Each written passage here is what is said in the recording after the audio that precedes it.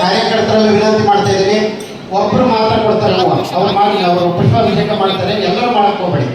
ಮುಂದರಿಗೆ ಎಲ್ಲರೂ ಕೂಡ ನೋಡುವಂತ ಸೌಭಾಗ್ಯಕ್ಕಾಗಿ ಬಂದಿರೋದು, ದಯಮಾಡಿ ಎಲ್ಲರೂ ಕೂಡ ಬರಕ್ ಹೋಗ್ಬೇಡಿ.